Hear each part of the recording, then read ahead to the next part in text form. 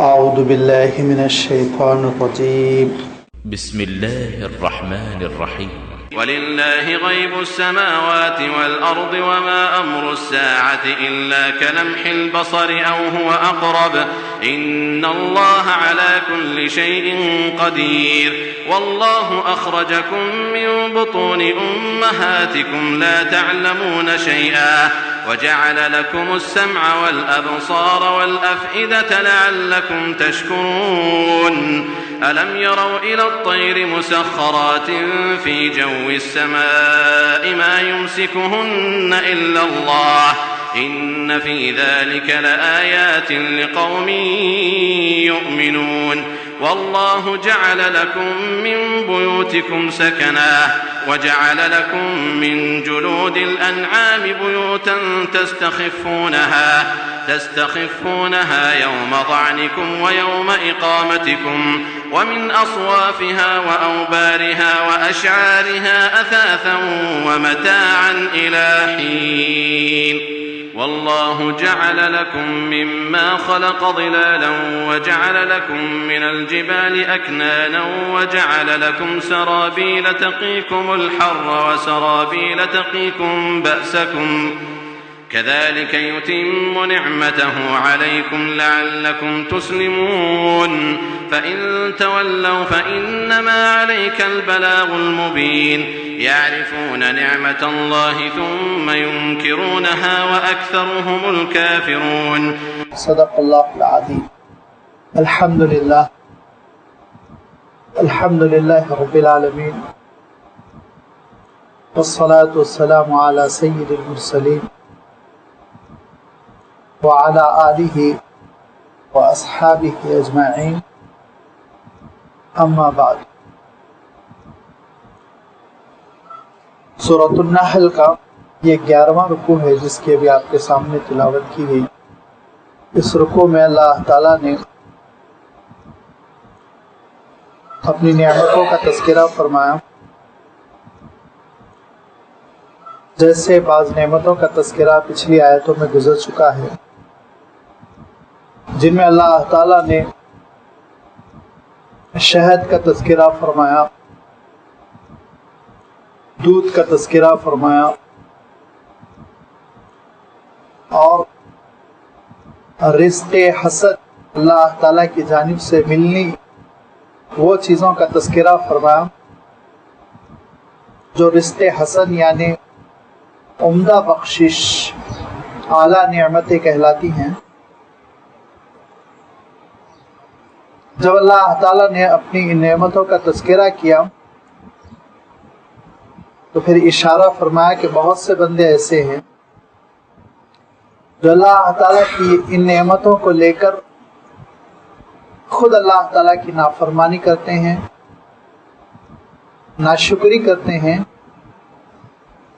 اور اللہ تعالیٰ کے ساتھ کسی کو شریک قرار دیتے ہیں، اس کا شکریہ ادا کرتے ہیں، اس کو بھیٹ چڑھاتے ہیں، نذرانہ چڑھاتے ہیں. اللہ تعالیٰ ارشاد فرماتا ہے کہ ان لوگوں کا عالم یہ ہے کہ اگر خود ان کو اپنی زندگی میں جھانک کے دیکھنے کا موقع ملے تو یہ خود ایسے ہیں کہ اپنے ملازمین سے، اور اس زمانے میں چونکہ غلاموں کا رواج تھا اس لیے اپنے غلاموں سے کبھی اس بات کی توقع نہیں رکھتے کہ وہ ان کے ہم پلہ ہو جائیں، برابر ہو جائیں، لیکن خود اللہ تعالیٰ کے ساتھ دوسروں کو شریک کرتے ہیں. لہذا اللہ تعالیٰ نے مثال بیان فرمائی کہ ایک شخص ہے جو پورا آزاد ہے، ہر چیز پر قادر ہے، اور دوسرا شخص ہے جس کو آزادی نہیں ملی ہوئی ہے، لا یقدر علی شیء، کچھ نہیں کر پاتا. یہ دونوں کیسے برابر ہو سکتے ہیں؟ ہرگز برابر نہیں ہو سکتے. لہذا اللہ تعالیٰ ارشاد فرماتا ہے کہ ایک تو وہ اللہ تعالیٰ کی مجبور مخلوقات ہے جو کسی چیز پر قادر نہیں، اور ایک اللہ تعالیٰ کی ذات ہے جو ہر چیز پر قادر. تو دونوں کیسے برابر ہو سکتے ہیں؟ ہرگز نہیں. پھر دوسری مثال اللہ تعالیٰ نے بیان فرمائی کہ دو ایسے شخصوں کی مثال تم سن لو، اور رجلین احدہما ابکم، ایک بیچارہ گونگا ہے، اور میں نے آپ کی خدمت میں تشریح رکھی تھی کہ اگر گونگا ہے تو لامحالہ وہ بہرا بھی ہوتا ہے، تو فرمایا کہ وہ ایسا ناکارہ ہے، کسی کام کے قابل نہیں، کسی کام کے لیے آپ بھیجیے وہ ناکام خالی ہاتھ لوٹتا ہے۔ اور دوسرا شخص ایسا ہے جو بڑا سمجھدار اور یامر بالعدل، عدل کا وہ حکم دیتا ہے، انصاف کرتا ہے، وہ اعلیٰ صراط مستقیم، اور وہ صراط مستقیم پر گامزن ہے، اپنی منزل کو وہ پا چکا ہے اور صحیح راستے پر چل رہا ہے۔ تو یہ دونوں برابر ہو سکتے، ہرگز برابر نہیں ہو سکتے۔ اس موقع پہ آپ کی خدمت میں یہ بات رکھا تھا کہ اس مثال سے عام طور پہ مفسرین نے توحید ہی کا تذکرہ مراد لیا، لیکن میرا ذہن جاتا ہے کہ اس سے رسالت کا تذکرہ ہے۔ خاص طور پر یہ دو الفاظ یامر بالعدل، عادل کا، وہو علی صراط مستقیم، صراط مستقیم کا، یہ دونوں کا کانسیپٹ ایسا ہے جو رسالت کے ساتھ لگا ہوا ہے۔ لہذا آپ صلی اللہ علیہ وسلم کو دیکھیے جو ساری تعلیمات اعتدال کی بنیاد پر عنایت فرماتے ہیں، اور آپ صلی اللہ علیہ وسلم کو دیکھیے کہ آپ کا اسوہ حسنہ وہی صراط مستقیم ہے، آپ صلی اللہ علیہ وسلم کا راستہ ہی صراط مستقیم ہے۔ اور آپ صلی اللہ علیہ وسلم کے ان مخالفین کو دیکھیے جو دور جاہلیت میں کھڑے ہوئے تھے اور جو آج کے زمانے میں کھڑے ہوئے ہیں۔ ہر ایک کا عالم یہ کہ اینما یوجہ لا یأتی بخیر، کوئی خیر لے کر نہیں آتے، شر ہی شر پھیلاتے ہیں، ان کی تعلیمات میں کوئی بھلائی نہیں، ان کے مقاصد میں کوئی بھلائی نہیں۔ وہ ان کا عالم یہ ہے کہ انسانیت کے لیے کوئی بلند پیغام نہیں رکھتے، بلند تو بلند کوئی پیغام نہیں رکھتے، وہ صرف جانوروں کی طرح زندگی بسر کرتے ہیں۔ تو گویا اللہ تعالیٰ نے رسالت کا تذکرہ فرمایا کہ ایک طرف دیکھو رسول پاک صلی اللہ علیہ وسلم کی یہ شخصیت، یہ کیفیت، اور دوسری طرف اللہ کے رسول صلی اللہ علیہ وسلم کے مخالفین، فطرت انسانی سے منحرفین، دونوں میں دیکھ لو تم فرق محسوس کرو گے۔ اور یہ اس لیے بھی رسالت کا تذکرہ اور رسالت کا اشارہ اس لیے بھی میں مراد لیتا ہوں کہ قرآن مجید میں اللہ تعالیٰ نے جب کبھی عقیدے کا تذکرہ فرمایا تو عقیدے کے تینوں پہلو کا تذکرہ فرما دیا۔ عقیدے کے تین اہم پہلو ہیں، آپ جانتے ہیں، توحید ہے، رسالت ہے، آخرت ہے۔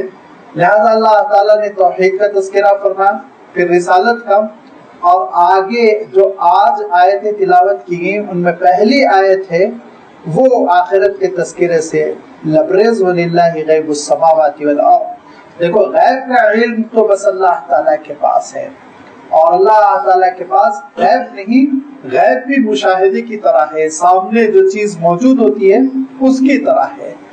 یہ بھی ایک فرق ہے مخلوق میں اور خالق میں۔ ہمارے لیے مسئلہ یہ ہے کہ کچھ چیزیں سامنے ہوتی ہیں اور کچھ چیزیں غائب ہوتی ہیں، لیکن اللہ تعالیٰ کے لیے یہ مسئلہ نہیں ہے، کوئی چیز غائب نہیں ہے۔ غائب کیسے ہوتی ہے چیز؟ دو طرح سے، ایک تو مکان کے اعتبار سے، جگہ کے اعتبار سے، کیسے مثلا دیوار ہے، لہذا دیوار کے بعد جو چیزیں وہ آپ کو نظر نہیں آ رہی ہے، یا پھر اتنی دور ہے کہ آپ کی نگاہوں کی جو حد ہے اس کے باہر ہے، وہ چیز آپ کو نظر نہیں آ رہی، یہ جگہ کے اعتبار سے۔ اور زمانے کے اعتبار سے آپ دیکھیں گے کہ کل ہونے والی چیز، جو چیز آج ہے ہی نہیں، 1 گھنٹے کے بعد ہوگی، 1 دن کے بعد ہوگی، 1 ہفتے کے بعد ہوگی، 1 سال کے بعد ہوگی، آپ اس سے واقف ہی نہیں ہیں۔ تو بہت ممکن ہے کہ ایک صاحب ایسے ہوں جن کو کل ایسی اولاد ملنے والی ہے جو ان کے لیے مصیبت بننے والی ہے، جو ان کے لیے نقصان دہ ہے، جو ان کے لیے بوجھ بن جائے گی، جینا دوبر ہو جائے گا، لیکن وہ بیچارے جانتے ہی نہیں، ان کو معلوم ہی نہیں، وہ آج اپنی خوشیوں میں مگن ہیں۔ اسی چیز کو اللہ تعالیٰ نے سورۃ الکہف میں بیان فرمایا. انشاءاللہ وہ سورت آئے گی کچھ دنوں بعد. سورۃ الکہف میں اللہ تعالیٰ یہ بیان فرماتے ہیں کہ ایک لڑکا چھوٹا سا کھیل رہا تھا اور حضرت خضر نے اس لڑکے کو قتل کر ڈالا. ایک پتھر اٹھایا اور اس کے سر پہ پتھر دے مارا, وہ بیچارہ وہیں کا وہیں ختم ہو گیا. حضرت موسیٰ علیہ السلام تحش میں آ گئے. یوں ہی گناہ ہے, اللہ کا کوئی بھی نیک بندہ گناہ کو برداشت نہیں کرے گا. جائے کہ نبی و رسول اپنے سامنے گناہ کو کیسے برداشت کرے گا.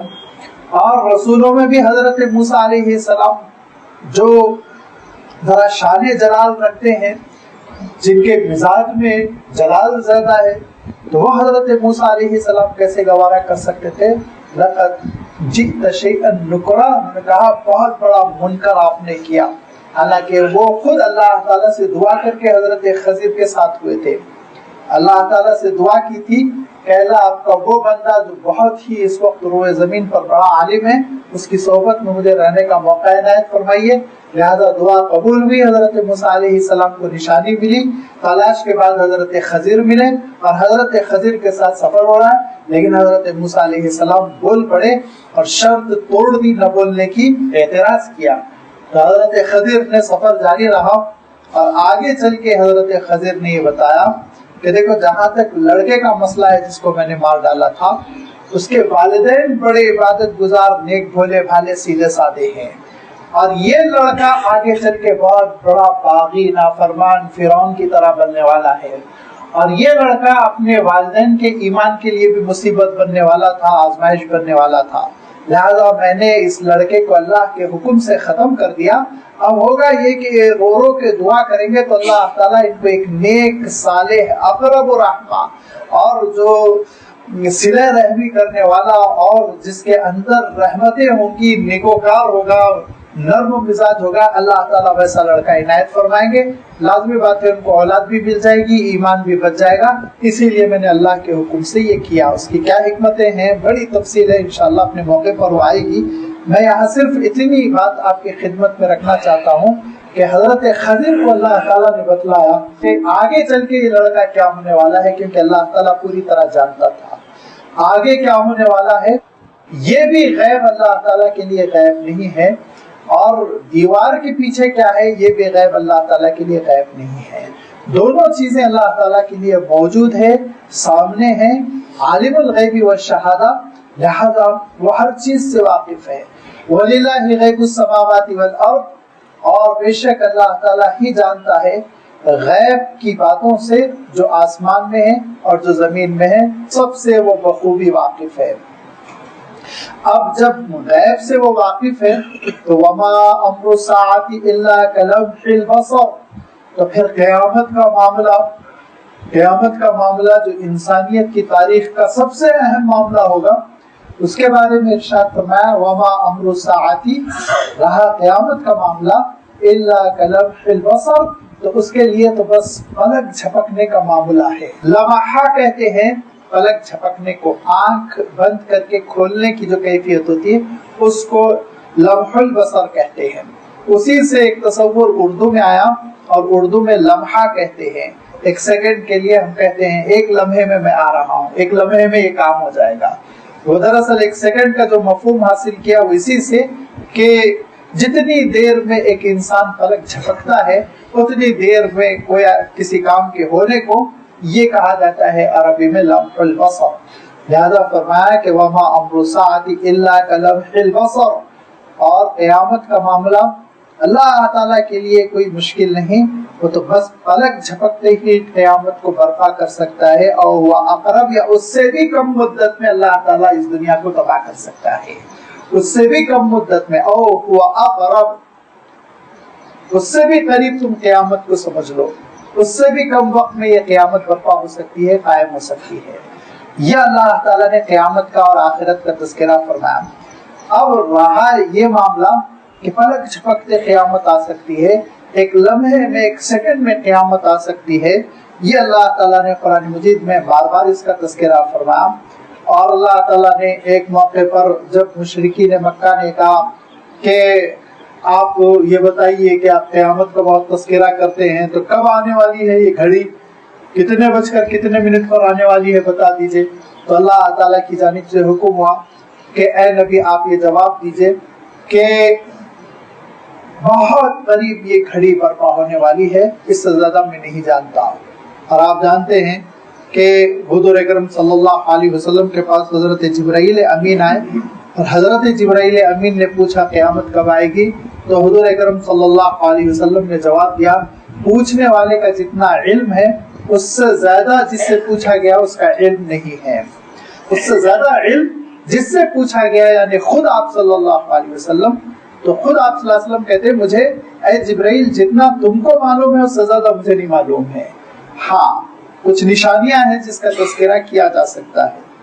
तो क़यामत के सिलसिले में कुरान मजीद में अल्लाह ताला का ये बयान कि कभी आ सकती है, अचानक आ सकती है, फौरन आ सकती है, एक लम्हे में आ सकती है। और हुजूर अकरम सल्लल्लाहु अलैहि वसल्लम का बयान कि ये किसी भी वक्त आ सकती है, हम नहीं बता सकते, हमारे पास इसके सिलसिले में ऐसी मालूमात नहीं है जिसकी बुनियाद पर हम बता दें कि क़यामत कब आएगी। ये दोनों बयानात एक तरफ और दूसरी तरफ बहुत सी क़यामत की अलामतें जिनमें से बाज़ों का तज़किरा खुद अल्लाह ताला ने कुरान मजीद में और बाज़ों का तज़किरा अल्लाह के रसूल सल्लल्लाहु अलैहि वसल्लम ने अपने इरशादात में फरमाया। तो क़यामत की अलामतों और निशानियों का जब तज़किरा होता है तो ऐसा महसूस होता है इसको सदियां लगेगी, ऐसा होगा, फिर ऐसा होगा, जिसमें से अल्लाह ताला ने आज अहम बातें कुरान पाक में बयान फरमाई।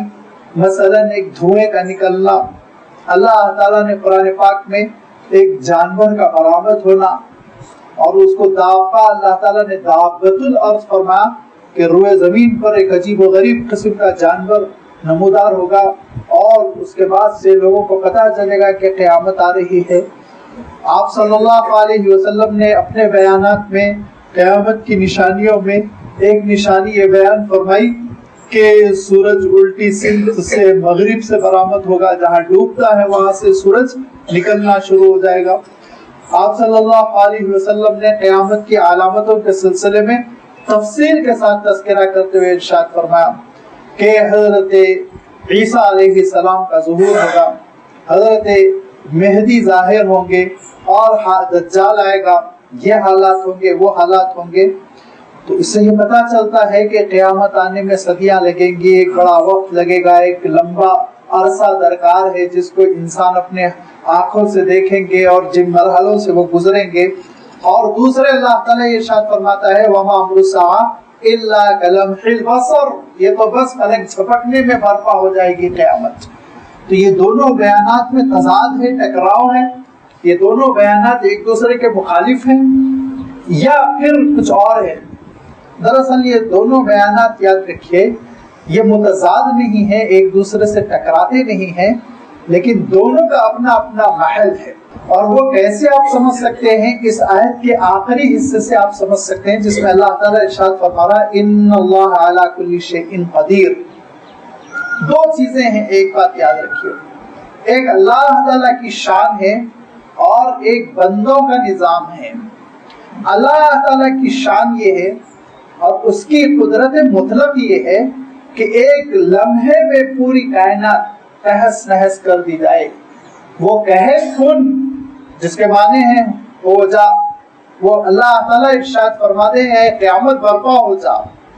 बस ये कहना होगा कि पूरी कायनात खत्म हो जाएगी, तहस नहस हो जाएगी, ये अल्लाह ताला की कुदरत है। लेकिन अल्लाह ताला ने इसी कुदरत का यहाँ तज़किरा किया, इरशाद फरमाया इन्नल्लाह अला कुल्ली शैइन क़दीर, अल्लाह ताला हर चीज पर कादिर है। कुन कह दे और उसके नतीजे में कायनात फयकुन, वो खत्म हो जाए, ये अल्लाह ताला की कुदरत है, ये अल्लाह ताला की शान है।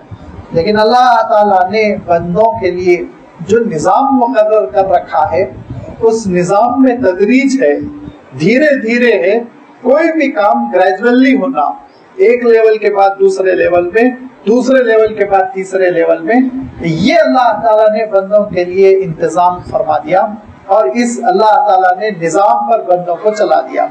लिहाजा आगे अल्लाह ताला इरशाद फरमाता है, इसकी दलील क्या है, वल्लाहु अखरजकुम मिन बुतूनि उम्महातिकुम, अल्लाह ताला जो तुमको पैदा करता है ना, کن فیکون کے نتیجے میں کھٹ سے ایک انسان پتلا بن جائے، کھڑا ہو جائے، ایسا نہیں ہوتا ہے، بلکہ اللہ تعالیٰ دیکھو تمہاری پیدائش کے سلسلے میں بھی ایسا ہی کہ تم اپنے ماں کے بطن سے، پیٹ سے برآمد ہوتے ہو، کتنے مرحلے گزرتے ہیں اور کتنے مرحلوں کے بعد دھیرے دھیرے ایک انسانی حلیے میں تم ظاہر ہوتے ہو۔ اس سے پہلے نہ سننے کی صلاحیت، اس سے پہلے نہ دیکھنے کی صلاحیت، اس سے پہلے نہ دل دھڑکتا ہے، لیکن دھیرے دھیرے انسان کا وجود بنتا چلا جاتا ہے اور ماں کے جنین میں وہ ترقی کرتا ہے، پھر اس کے اللہ تعالیٰ دل میں دھڑکنے کی صلاحیت پیدا فرماتا ہے، پھر سننے کی صلاحیت، پھر دیکھنے کی صلاحیت، پھر پورا کا پورا اس کا مجسمہ بن جاتا ہے، پھر وہ اس دنیا میں برآمد ہوتا ہے جس کا آگے اللہ تعالیٰ تذکرہ فرما رہا ہے۔ تو یہ انتظام ہے بندوں کے لیے، بندے اس نظام پر چلیں گے اور اللہ تعالیٰ نے بندوں کے لیے یہ نظام مقرر فرمایا، لہذا یہ بندوں کے لیے نظام مقرر فرمایا کہ بندے اللہ تعالیٰ کی نشانیوں کو سمجھتے چلے جائیں، پھر اس کے بعد بندوں کو اندازہ ہوتا چلا جائے کہ ایسا لگ رہا ہے جیسے اب یہ کائنات ختم ہونے والی ہے۔ اس موقع پہ آپ صلی اللہ علیہ وسلم کی پیشن گوئیاں بھی دھیرے دھیرے پوری ہوتی چلی جائیں گی، لہذا ان پیشن گوئیوں میں ایک پیشن گوئی جس کا تذکرہ آپ صلی اللہ علیہ وسلم نے حدیث جبرائیل میں فرمایا، حدیث احسان میں فرمایا کہ یتطاولون بالبنیان، لمبی عمارتوں کا مقابلہ شروع ہو جائے گا، لمبی عمارتوں کا مقابلہ شروع ہو چکا ہے کہ اس ملک نے اگر 100 منزل بنائے تو ہم 120 منزل بنائیں گے، 120 منزل اگر عمارت کھڑی ہو چکی ہے تو 130 منزل بنے گی، اور معلوم یہ ہوا کہ اوپر کے 10-10, 12-12, 20-20, 25-25 منزلیں بیکار ہے، کیونکہ لوگ جا نہیں رہے ہیں، ڈر رہے ہیں، گھبرا رہے ہیں، آکسیجن کا پرابلم ہو رہا ہے، ہوا کی بندش ہے، لیکن بنا رہے ہیں۔ کیوں بنا رہے ہیں؟ پیچھے آپ دیکھیے ایک ہی جذبہ ہے مقابلے کا، مقابلے کا جذبہ ہے۔ تو معلوم یہ ہوا یہ قیامت کی ابتدائی علامتیں ہیں جو دھیرے دھیرے روئے زمین پر قائم ہوتی چلی جا رہی ہے۔ پھر اس کے بعد سے انہی نشانیوں میں ایک وقت آئے گا کہ ایک عجیب و غریب جانور نمودار ہوگا۔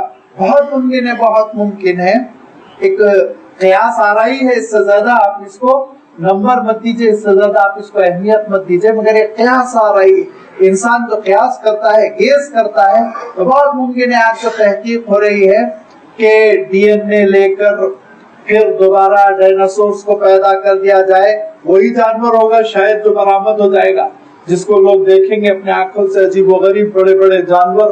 اس کے بعد ہو سکتا ہے پھر قیامت اور قریب ہوتی چلی جائے، اور پھر اس کے بعد سے علامتیں اور وہ رونما ہوتی چلی جائیں، دجال ظاہر ہو جائے، اور دجال ظاہر ہونے کے بعد پھر اللہ تعالیٰ کی جانب سے جیسے کہ احادیث صحیحہ میں آیا کہ دمشق سے حضرت عیسیٰ علیہ السلام کا نزول ہو، اور پھر اس کے بعد سے حضرت عیسیٰ علیہ السلام اور ان کا ساتھ دیتے ہوئے حضرت مہدی یہ مل کر مجاہدہ کرے دجالی نظام کے خلاف۔ پھر اس کے بعد سے وہ گھڑی بھی آ جائے جس گھڑی کے سلسلے میں حضور اکرم صلی اللہ علیہ وسلم فرماتے ہیں ہر کچے پکے گھر میں اسلام داخل ہو جائے۔ پھر اس کے بعد سے دھیرے دھیرے ایمان اور اسلام، آپ صلی اللہ علیہ وسلم ارشاد فرماتے ہیں کہ جیسے دھیرے دھیرے ایک جلتی ہوئی چنگاری بجھتی ہے ویسے ہی بجھتا چلا جائے، یہاں تک کہ ایک وقت آ جائے روئے زمین پر ایک شخص بھی لا الہ الا اللہ کہنے والا نہ رہ جائے، ایک شخص بھی اللہ کہنے والا نہ رہ جائے، اور اس کے بعد ایک لمحے میں قیامت برپا ہو جائے اور اللہ تعالیٰ اس پوری کائنات کو تباہ فرما دے۔ یہ بندوں کا نظام ہے، بندوں کے لیے اللہ تعالیٰ نے نشانیاں رکھی ہیں، بندوں کے لیے اللہ تعالیٰ نے علامتیں رکھی ہیں تاکہ بندے سمجھتے چلے جائیں، اور جن کے اندر اللہ تعالیٰ نے ہدایت رکھی، توفیق رکھی، وہ اپنے گناہوں پر توبہ کرتے چلے جائیں، نادم ہوتے چلے جائیں، اللہ کی رحمتوں کی طرف لوٹتے چلے جائیں۔ یہ بندوں کے لیے ہے کہ نشانیاں ہوں گی، ایک وقت لگے گا، لیکن یاد رکھو اللہ تعالیٰ ان نشانیوں کا، اللہ تعالیٰ ان مرحلوں کا، اللہ تعالیٰ ان علامتوں کا، اور اللہ تعالیٰ اس پورے انتظام کا مجبور نہیں ہے۔ وہاں مجبوری نہیں ہے، وہاں تو بس حکم ہے کن، اور پھر نتیجہ ہے فیکون۔ وہاں تو ایک آرڈر کا دینا ہے اور اس کے بعد سے قیامت کا برپا ہونا ہے۔ یہ اللہ کی شان ہے۔ تو اس کی ایک طرف قدرت سمجھو، دوسری طرف اپنی مجبوریوں کو سمجھو ایک طرف اللہ تعالیٰ کی شان قدرت، دوسری طرف بندوں کے لیے اللہ تعالیٰ کی سنت، اس کا طریقہ کار۔ لہذا اللہ تعالیٰ نے قیامت کے سلسلے میں اپنی قدرت کا تذکرہ کر کے ارشاد فرمایا ان اللہ علی کل شیء قدیر، ہر چیز پر قادر ہے، کوئی چیز اللہ تعالیٰ کے کنٹرول سے باہر نہیں، کوئی چیز اللہ تعالیٰ کے لیے پیچیدہ، مشکل اور عمل کرنے میں وہ رکاوٹ پیدا کرنے والی نہیں، ہر چیز اللہ تعالیٰ کی قدرت میں ہے۔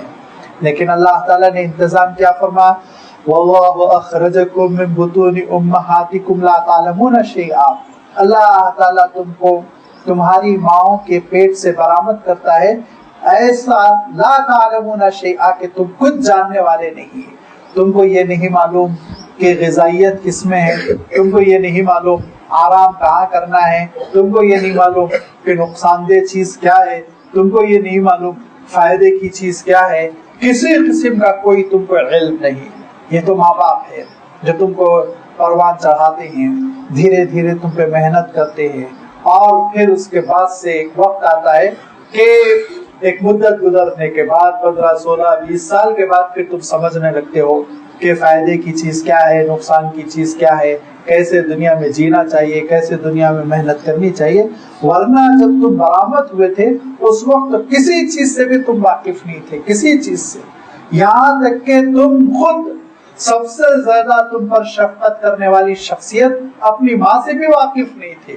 دھیرے دھیرے تم مانوس ہوئے، وقت لگا تم کو اپنی ماں پہچاننے میں۔ اگر پہلے ہی دن کسی اور کے گود میں تم کو دے دیا جائے تو تم اسی کو ماں سمجھتے رہو گے اور اسی پھر غلط فہمی میں زندگی بسر کر لو گے۔ یہ تو الگ بات ہے کہ اپنی ماں کے گود میں رہنے کی وجہ سے اور مستقل اس کی آواز سننے کی وجہ سے تم اس کو پہچانتے ہو۔ تو اللہ تعالیٰ ارشاد فرماتا ہے لا تعلمون شیئا، کوئی بھی چیز سے تم واقف نہیں تھے۔ یہ جو واقفیت دی اللہ تعالیٰ نے دی، جو علم عنایت فرمایا اللہ تعالیٰ نے عنایت فرمایا، اور علم کے لیے اللہ تعالیٰ نے تمہارے اندر اسباب رکھے۔ وَجَعَلَ لَكُمُ السَّمْعَ، اور اس نے تم کو سننے کی صلاحیت عنایت فرمائی، وَالْأَبْصَارَ، اور دیکھنے کی صلاحیت عنایت فرمائی، وَالْأَفْئِدَةَ، اور اس نے تمہارے لیے دل رکھے۔ جب انسان بنتا ہے یا کوئی بھی جاندار بنتا ہے تو آپ حیرت کریں گے کہ سب سے پہلے اس کی سماعت کام کرنے لگتی ہے، سننے کی صلاحیت اس کی کام کرنے لگتی ہے، اور دیکھنے کا عمل تو شروع ہوتا ہے اس دنیا میں آنے کے بعد۔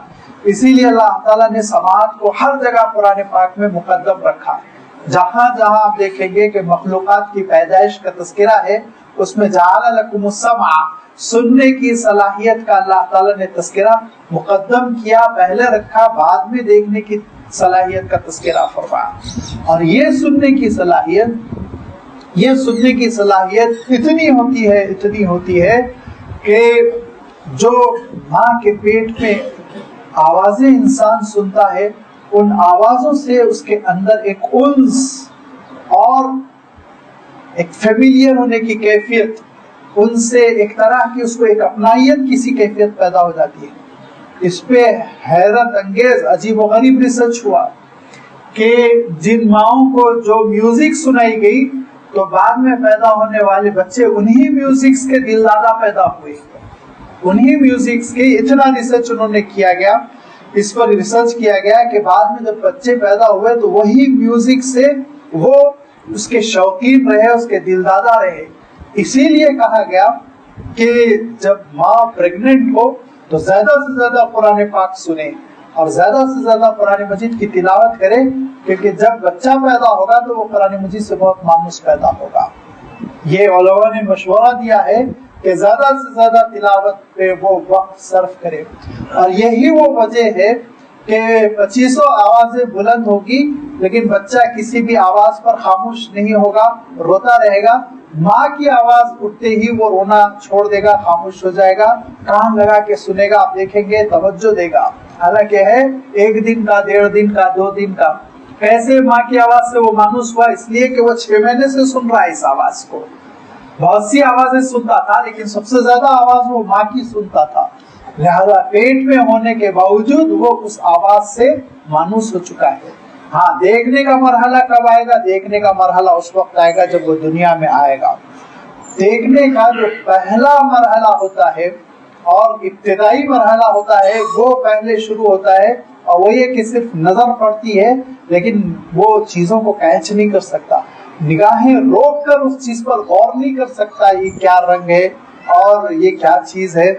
یہ نگاہیں رکنے کا مسئلہ بھی کئی مہینے کے بعد اس کے اندر پیدا ہوگا، جبکہ نگاہیں رکے گی اور نگاہ رکنے کے بعد کسی چیز پر وہ غور کرنے کی صلاحیت پیدا کر سکے گا۔ لہذا اللہ تعالیٰ نے ارشاد فرمایا وَجَعَلَ لَكُمُ السَّمْعَ وَالْأَبْصَارَ وَالْأَفْئِدَةَ۔ افئدہ کا یہاں تذکرہ ہے، دو چیزیں الگ الگ ہے۔ دیکھیے عربی میں ایک چیز ہے القلب اور ایک ہے الفؤاد، اسی فؤاد کا پلورل ہے الافئدہ۔ دونوں کا ترجمہ ہم دل سے اردو میں کر لیتے ہیں، لیکن عربی کے اعتبار سے یہ دونوں چیزیں الگ الگ ہیں۔ کیا ہے الگ الگ؟ دیکھیے ایک تو یہ ہے میں کہتا ہوں اردو میں کہ میرا دل کہہ رہا ہے، مجھے آج بہت بری خبر ملی اس سے میرا دل متاثر ہوا۔ یہ جو دل کا لفظ میں یہاں استعمال کر رہا ہوں، میرا دل کہہ رہا ہے، میرا دل متاثر ہوا، میرا دل غمزدہ ہوا، میرا دل خوش ہو گیا، جب میں دل کا لفظ استعمال کر رہا ہوں تو اس موقع پر جسم میں جو ایک عضو ہے جس کو ہم ہارٹ کہتے ہیں وہ مراد نہیں ہے، بلکہ سوچنے سمجھنے کی صلاحیت، مرکز تعقل، عقل کی صلاحیت۔ میں اپنے دل سے کہہ رہا ہوں، میرے دل سے یہ آواز اٹھ رہی ہے، میرے ضمیر سے یہ آواز اٹھ رہی ہے، میرے غور و فکر کا جو مقام ہے اس مقام سے یہ بات میں سمجھ رہا ہوں، سن رہا ہوں۔ یہ ایسے موقع پہ عربی میں جو لفظ لاتے ہیں وہ القلب، قلب، ایسے موقع کے لیے عربی میں لفظ قلب لاتے ہیں۔ اور دوسرے ان کے دل کا آپریشن ہوا، دل میں درد ہے، دل میں فلاں چیز ہو گئی ہے، یہ جب ہم استعمال کر رہے ہیں تو ایک آرگن ہے جو پان کی شکل میں ہے، اس آرگن کے سلسلے میں ہم بات کر رہے ہیں۔ تو جب ایک انسانی جسم کے عضو کے سلسلے میں بات کیا جاتا ہے تو ایسے موقع پہ فؤادن یا افئدہ کا لفظ لایا جاتا ہے۔ جب اللہ تعالیٰ نے یہاں یہ بات ارشاد فرمائی وَجَعَلَ لَكُمُ السَّمْعَ، سننے کی صلاحیت، لازمی بات ہے وہ کان سے شروع ہو کر اندر پردوں تک جا کر پھر اندر اس سسٹم تک یہ پوری بات چلی جاتی ہے، سماعت، جہاں پہ کہ آواز مفہوم پیدا کرتی ہے، والابصار، آنکھ اور دیدے اور دیکھنے کا پورا عمل۔ تو بل افئدہ جب اللہ تعالیٰ ارشاد فرما رہا ہے تو انسانی جسم کا وہ آرگن جو دھڑکتا ہے اور جو خون کو سپلائی کرتا ہے، پش کرتا ہے، وہ مراد ہے۔ اللہ تعالیٰ ارشاد فرماتا ہے کہ ہم ہی نے تمہارے جسم کے اندر ایک ایسا عضو رکھا ہے جو جس کی ڈیوٹی یہ ہے کہ وہ تمہاری زندگی کی اطمینانت تم کو دیتا ہے، اور جس کی ڈیوٹی یہ ہے کہ تمہارے جسم میں پورا خون پھیلاتا ہے، جس کی ذمہ داری یہ ہے کہ وہ دھڑکتا ہے، اور دھڑکنے کی وجہ سے زندگی باقی ہے۔ لہذا اللہ تعالیٰ ارشاد فرماتا ہے کہ یہ ساری نعمتیں اللہ تعالیٰ نے عنایت فرمائی، اور یہ نعمتیں اللہ تعالیٰ نے اس لیے عنایت فرمائی لعلکم تشکرون، تاکہ تم اللہ تعالیٰ کا شکر ادا کر سکو، تاکہ تم اس کے شکر گزار بندے بن سکو۔ اب تمہارا وجود اس دنیا میں آ گیا، دھڑکتا ہوا دل ہے، دیکھتی ہوئی آنکھیں ہیں اور سنتی ہوئی سماعت ہے، سننے والے کان ہیں، گویا علم حاصل کرنے کے تمہارے پورے ذریعے تمہارے پاس ہے، دھیرے دھیرے پروان چڑھ رہے ہو تو تمہارے سامنے دو چیزیں ہیں، تمہارے سامنے دو چیزیں ہیں، ایک ہے دنیا اور ایک ہے فضا۔ لہذا فضا کا تذکرہ اللہ تعالیٰ کرتے ہوئے ارشاد فرماتا ہے أَلَمْ يَرَوْا إِلَى الطَّيْرِ مُسَخَّرَاتٍ فِي جَوِّ السَّمَاءِ، کیا یہ نہیں دیکھتے ہیں پرندوں کی جانب، مسخرات فی جو السماء، جو قابو میں کر دیے گئے فضا کے، ہواؤں کے، اور آسمان کی ہواؤں کے ایسے قابو میں ہو گئے کہ ان کا عالم یہ ہے کہ یہ ہوا میں اڑتی ہیں، اور ان چڑیوں کا عالم یہ ہے کہ یہ لمبے لمبے فاصلے ہواؤں میں طے کرتی ہیں، ان کا عالم یہ ہے کہ بسا اوقات یہ ہواؤں میں ٹھہر جاتی ہیں، اور ان کا عالم یہ ہے کہ یہ ہواؤں میں اڑتی ہوئی ایک دوسرے پہ حملہ کرتی ہیں، لڑائی کرتی ہیں، شکار کرتی ہیں، اپنی غذا تلاش کرتی ہیں۔ تو یہ ساری پرندوں کو، چڑیوں کو دیکھو جن کو اللہ تعالیٰ نے ایسا کنٹرول میں کر کے ہوا میں رکھا۔ ما یمسکہن الا اللہ، کون ہے جو ان کو فضا میں تھام رہا ہے؟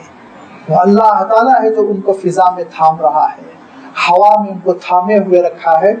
اللہ تعالیٰ کی یہ شان ہے کہ اس نے پرندوں کو اس شان کے ساتھ پیدا کیا کہ ان کی ہڈیاں بہت ہلکی، جتنے جاندار روئے زمین پر چلتے ہیں ان کی ہڈیاں وہ وزنی، جس کی وجہ سے وہ فضا میں اچھل نہیں سکتے، اڑ نہیں سکتے، لیکن اللہ تعالیٰ نے پرندوں کی ہڈیوں کو بہت ہلکا بنایا جس کی وجہ سے ان کا فضا میں اڑنا آسان ہو گیا۔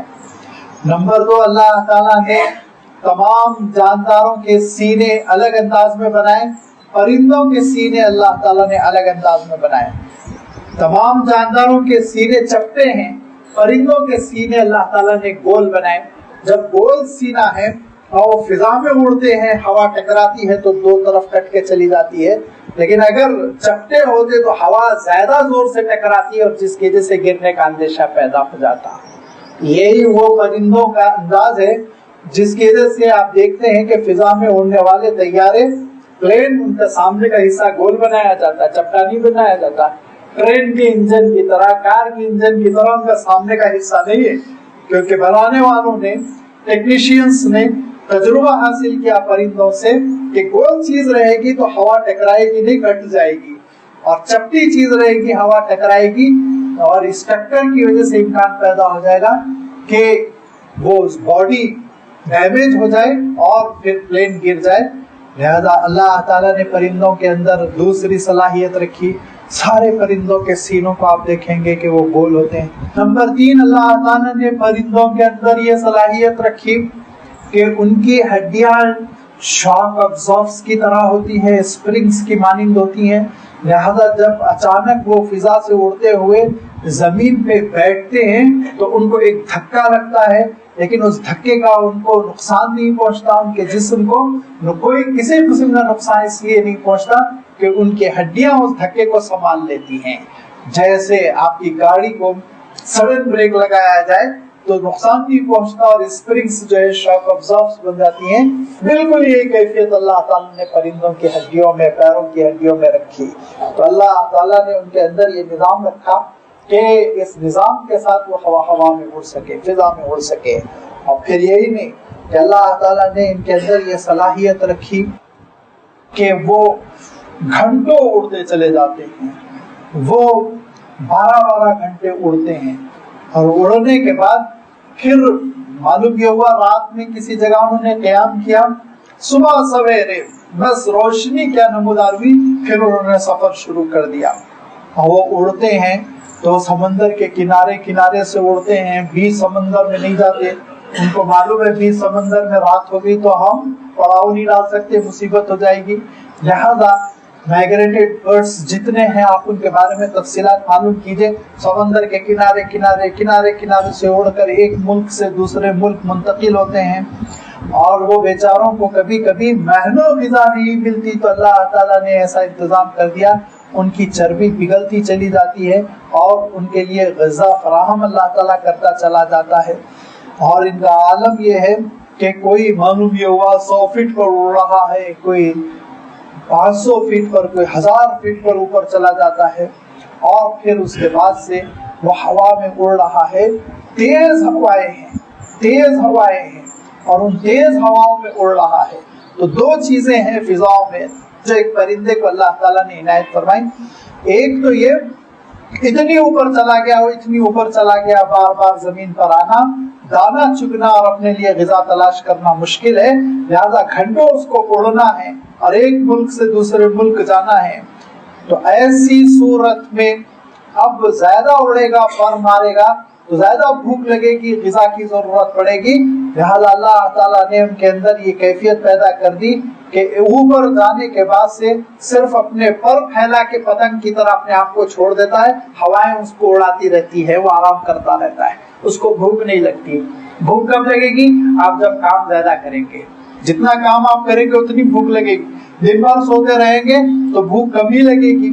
لازمی بات ہے تقریباً یہ کیفیت پیدا ہو جاتی، پر پھیلائے پتنگ کی طرح اس کو ہوا اڑاتی چلی جا رہی اور اس کو بھوک بھی نہیں لگ رہی ہے، اور تیزی کے ساتھ، دوسری بات یہ तेजी के साथ सफर कर रहा है।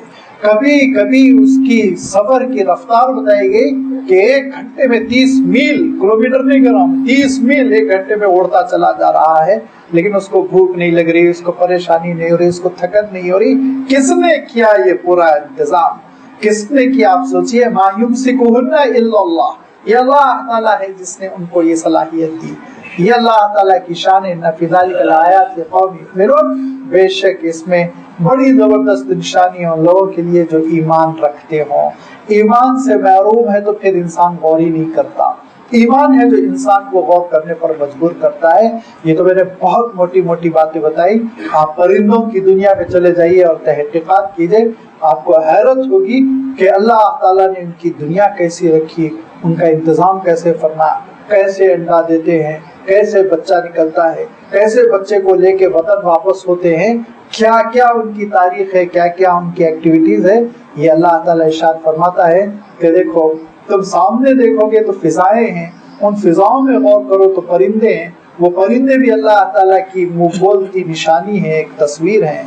और जमीन पर वल्लाहु जअल लकुम मिन बुयूतिकुम सकना, इस जमीन पर अल्लाह ताला ने तुम्हारे लिए अपनी शान से और उसने अपने रहमो करम से तुम्हारे लिए ठिकाने बना रखे। सकनन, ऐसी जगह जहां तुम सुकून हासिल कर सकते हो।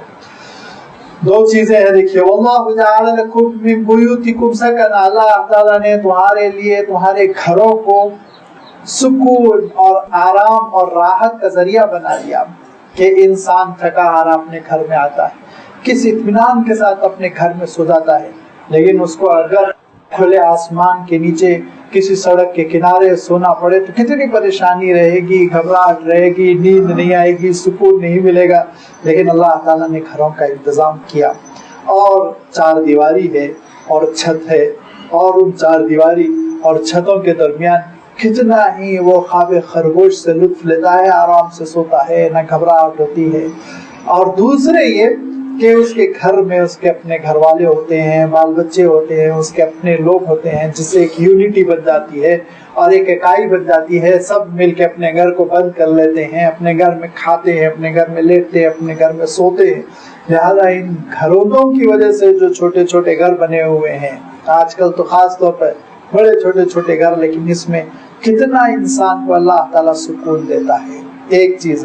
दूसरी चीज जो इशारतुन नस से हासिल होती है, एक तो दलालतुन नस कि अल्लाह ताला का कलाम खुद खुल के कहता है, और एक इशारतुन नस होता है कि कलाम के इशारे होते हैं जिसको अक्लमंद समझते हैं। तो कलाम का इशारा ये है कि अल्लाह ताला चाहता है कि हमारे घर हमारे लिए सुकून का बाइस बने, घरों में झगड़े ना हो, घरों में दूरियां ना हो, घरों में पॉलिटिक्स ना हो, घरों में इंतशार ना हो, एक दूसरे को लोग समझे, एक दूसरे के साथ मोहब्बत के साथ रहें। तो लाजमी बात है घर जो है वो एक जन्नत का गहवारा बन जाएगा, तो इंसान बहुत सुकून के साथ जिंदगी बसर कर सकेगा। बीमारियां कम होंगी, टेंशन कम होंगे, तरक्की ज्यादा होगी, तवानाइयां ज्यादा होगी। लिहाजा अल्लाह ताला का निजाम है कि घर और घर वालों के लिए अल्लाह ताला ने अहकाम इनायत फरमाए कि सुकून के साथ तुम जिंदगी बसर करो। वल्लाहु जअल लकुम मिन बुयूतिकुम सकना। फिर ये अल्लाह ताला की एक निशानी है, अगर अल्लाह ताला पूरी दुनिया को रेगिस्तान बनाता कितनी मुश्किल होती। सोचिए आप घरों की तामीर में, अभी उसका आगे इशारा कर रहा है अल्लाह ताला। अगर घर को अल्लाह ताला रेगिस्तान, अगर पूरी जमीन को अल्लाह ताला रेगिस्तान बनाता कितनी तकलीफ होती। या फिर अगर अल्लाह ताला पूरी जमीन को पहाड़ बना देता, उसका क्या जाता, उसको क्या परेशानी होती, हम कितने परेशान हो गए होते। सोचिए आप, जीने का मसला कितना जोबर हो गया होता। तो अल्लाह ताला ने न पाउडर वाली जमीन रखी रेगिस्तान की तरह कि जिसमें जीना मुश्किल हो जाए, न पत्थर ही पत्थर रख दिया कि जिसमें जीना मुश्किल हो जाए, बल्कि उसके दरमियान में एक चीज अल्लाह ताला ने इजाद फरमाई, और ये वो मट्टी जिसमें आप गड्ढे खोदते हैं, बुनियादें उठाते हैं, और उसके बाद से आप उस पर दीवारें और दीवारों पर फिर छत ستون اور ستون پر پلرز پر چھت، اور اس کے بعد آپ اپنے گھروں کو بلڈنگوں کی شکل دیتے ہیں اور اس میں آرام کے ساتھ ہم آرام زندگی بسر کرتے ہیں. یہ ہے اللہ تعالیٰ کی نعمت، اللہ تعالیٰ کی شان انسان کی سہولت کے لیے اس نے یہ سارا انتظام فرمایا. لیکن عربوں کو اللہ تعالیٰ نے بسایا تھا صحرا میں، لہذا صحرا میں مسئلہ کیا تھا؟ مسئلہ یہ تھا کہ ان کو کئی چیزوں کی پریشانی ہوتی تھی. ایک تو پکے گھر بنی نہیں سکتے تھے. اب تو انہوں نے ان علاقوں کو آباد کرنا شروع کر دیا جو چٹانی تھے، پہاڑی تھے، اور اس پہ اپنی بلڈنگیں بنا رہے ہیں. لیکن آپ صلی اللہ علیہ وسلم کے زمانے میں پہاڑوں کو کاٹ کر گھر بنانا مشکل تھا. لہذا عرب کیا کرتے تھے؟ عربوں نے چونکہ زمین پکے گھر کے قابل نہیں ہے، اسی لیے کچے گھروں کا انہوں نے انتظام کر لیا، نمبر ایک. اور دوسرا مسئلہ یہ کہ صحرا کے رہنے والے بیچارے وہ بادیہ نشین جن کے لیے پانی کا حصول، پانی دستیاب نہیں ہوتا تھا، پانی کا حصول بہت مشکل تھا. لہذا ان کے لیے مسئلہ یہ تھا کہ وہ اپنی کالونیوں کو، اپنے گھروں کو عارضی رکھتے تھے، اپنے کاندھوں پہ رکھتے تھے اپنے گھر کو، جس کو ہم کہتے ہیں خانہ بدوش. خانہ پورا کا پورا گھر بدوش، کاندھے پر خانہ بدوش تھے وہ لوگ. مثلا معلوم یہ ہوا کہ آج یہاں اس علاقے میں پوری کی پوری کالونی آباد ہے، لیکن 2, 2.5, 3 سال کے بعد پانی کے قطرے کو ترس گئے. لہذا اپنے گھروں کو کھولتے، اونٹوں پہ اپنے گھروں کو لاد دیتے اور گھروں کے ساتھ سفر کرتے چلے جاتے. کوئی 100 کلومیٹر گیا، کوئی 200 کلومیٹر، کوئی 300 کلومیٹر، کوئی 1000 کلومیٹر، 1500 کلومیٹر پانی تلاش کیا. اور پانی کے پاس اس کا کوئی دشمن نہ رہے، رہنے کی اجازت ملے تو وہ پھر وہاں پہ قیام کر لیا، وہاں پھر اس نے بستی بسا لی. چنانچہ جرہم جو قبیلہ تھا یمن سے چلا تھا، مکہ مکرمہ میں آ کے وہ آباد ہوا پانی کی وجہ سے، زمزم وہاں تھا.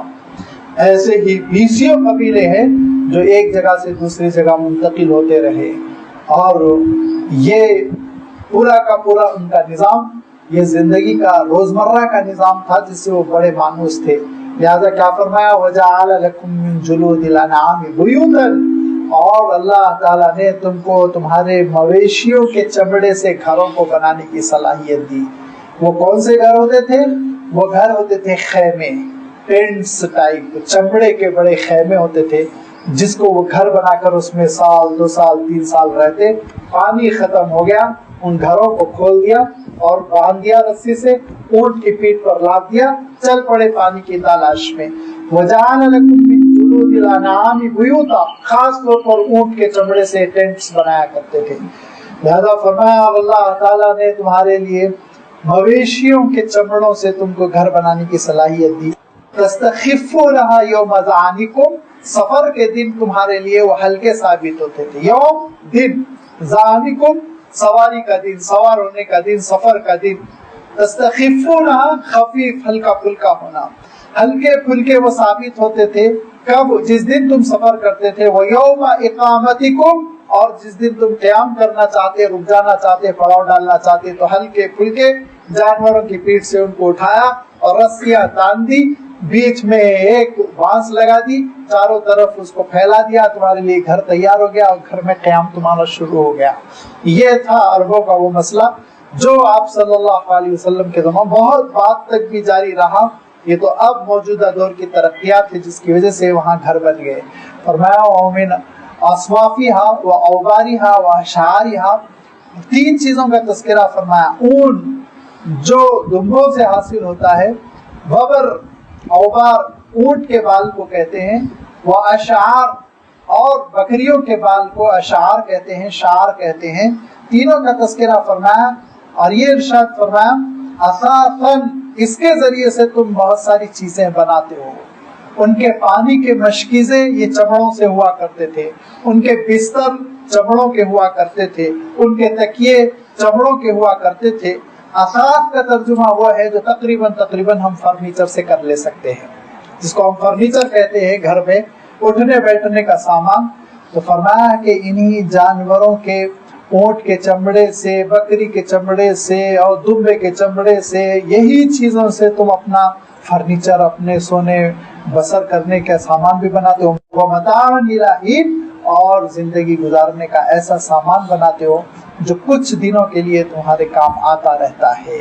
تو زمین پر اللہ تعالیٰ نے تمہارے لیے عارضی گھر بھی بنائے، زمین پر اللہ تعالیٰ نے تمہارے لیے ہمیشہ کے رہنے کے گھر بھی بنائے۔ ہمیشہ سے مراد یہ کہ جو ٹیمپروری نہ ہو، جو باضابطہ بنائے گئے ہوں، جو 40 سال 20 سال 25 سال چل جائے۔ وَاللَّهُ جَعَلَ لَكُم مِّمَّا خَلَقَ ظِلَالًا، اللہ تعالیٰ ہی نے تمہارے لیے سایوں کو پیدا کیا، درخت کا سایہ اور گھر کا سایہ، چھت کا سایہ، مختلف چیزوں کا سایہ، بادلوں کا سایہ، جس کی وجہ سے انسان بہت سی مصیبتوں سے بچتا ہے، گرمی سے بچتا ہے۔ وَجَعَلَ لَكُم مِّنَ الْجِبَالِ أَكْنَانًا، اور اسی نے پہاڑوں میں تمہارے لیے غاروں کو بنایا تاکہ تم اس میں پناہ لے سکو۔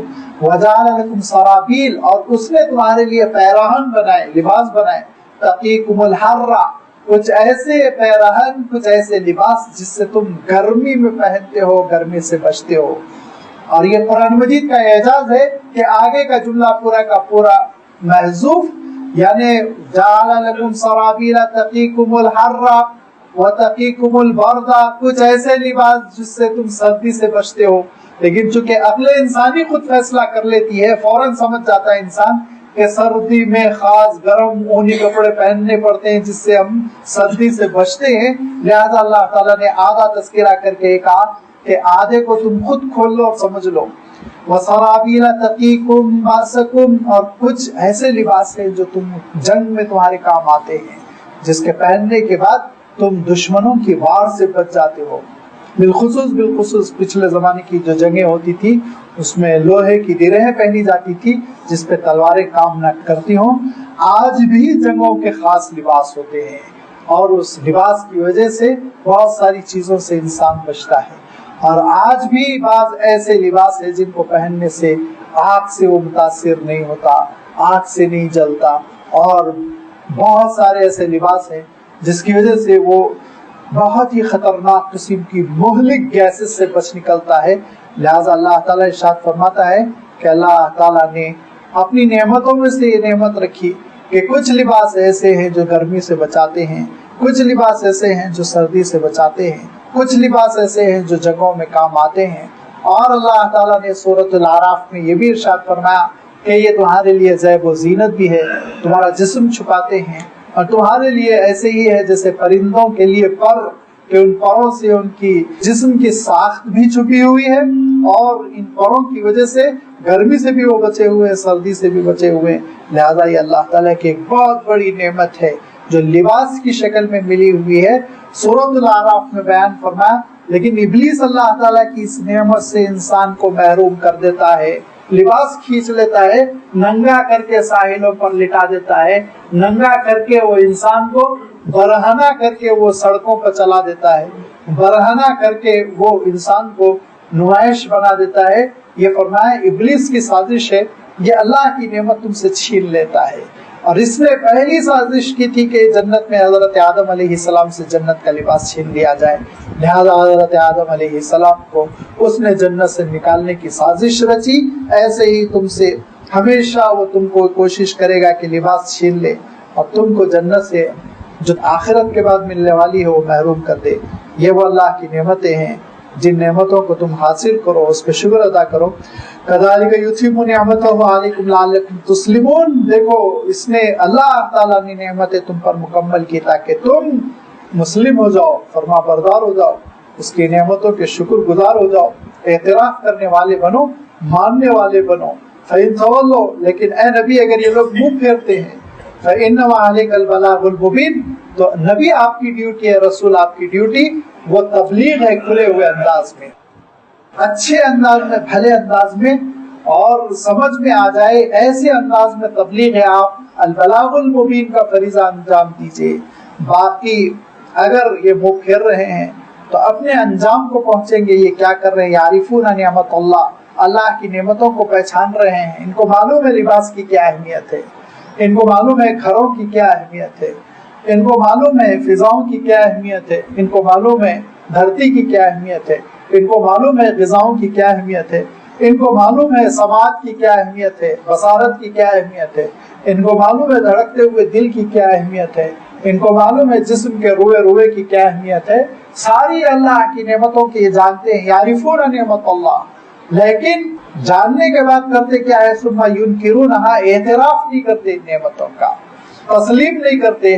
اسلام یہ ہے کہ آپ ان کو تسلیم کریں، لعلکم تسلمون، اسلام یہ ہے کہ آپ ان کا اعتراف کریں، اللہ کا شکر ادا کریں اور اللہ کی نعمت صحیح مصرف میں خرچ ہو۔ اللہ نے بصارت کی نعمت عنایت فرمائی تو اس نعمت سے گندی چیزیں نہ دیکھی جائیں۔ اللہ تعالیٰ نے سماعت کی نعمت عنایت فرمائی تو اس نعمت سے گندی چیزیں نہ سنی جائیں۔ اللہ تعالیٰ نے کھانے کی نعمتیں عنایت فرمائی تو گندی چیزیں نہ کھائی جائیں۔ اللہ تعالیٰ نے پینے کے لیے شہد دودھ عنایت فرمایا تو حرام چیزیں مشروبات بنا کر نہ پی جائیں۔ اللہ تعالیٰ نے اپنی نعمتوں میں گھر اور آشیانے عنایت فرمائے تو حرام کی بنیاد پہ تمہارے گھر نہ بنے۔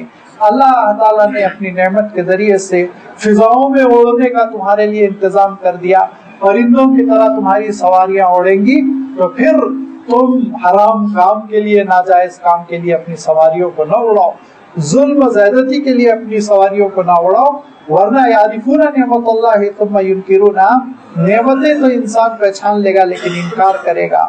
وَأَكْثَرُهُمُ الْكَافِرُونَ، اکثر لوگ انکار کرنے والے، کفر کرنے والے، اللہ تعالیٰ کی نافرمانی کرنے والے، اس کی نعمتوں کی ناشکری کرنے والے ہیں۔ لیکن اگر آج وہ اس دنیا میں نعمتوں کی ناشکری کر رہے ہیں اور نافرمانی کر رہے ہیں اور منمانی کر رہے ہیں، اپنے دل کو، اپنی سماعت کو، اپنی بصارت کو، اپنے علم کو، اپنی جسمانی صلاحیتوں کو، اپنی عقل کی توانائیوں کو اور مال کو، دولت کو، اللہ کی نعمتوں کو، زمین کی نعمتوں کو، آسمان کی نعمتوں کو آج اگر غلط خرچ کر رہے ہیں تو کر لیں، کیونکہ اللہ نے آج اختیار دیا۔ لیکن ایک دن آنے والا ہے جس دن بہت تڑپ تڑپ کر بے اختیار مجبوری کے ساتھ اعتراف کریں گے۔ اس دن عالم یہ ہوگا کہ وَأَلْقُوا إِلَى اللَّهِ يَوْمَئِذٍ السَّلْمَ، آگے کے رکوع میں اللہ تعالیٰ نے ارشاد فرمایا وَأَلْقُوا إِلَى اللَّهِ يَوْمَئِذٍ السَّلْمَ، سرنڈر ہو کر، مجبور ہو کر اور گھٹنے ٹیک کر اللہ تعالیٰ کے دربار میں اعتراف کریں گے کہ مولا غلطی کر آئے ہیں۔ لیکن فرمایا اس دن کی معذرت، معافی مانگنا اور اس دن کی ندامت اور شرمندگی کا اظہار فائدہ نہیں پہنچائے گی، ذرا سمجھنے کی کوشش کرو۔ لہذا آخرت کا تذکرہ بہت تفصیل کے ساتھ آنے والے رکوع میں اللہ تعالیٰ نے ارشاد فرمایا، انشاءاللہ اس کی تشریح آئندہ اتوار آپ کی خدمت میں رکھی جائے گی۔ وآخر دعوانا ان الحمد للہ رب العالمین۔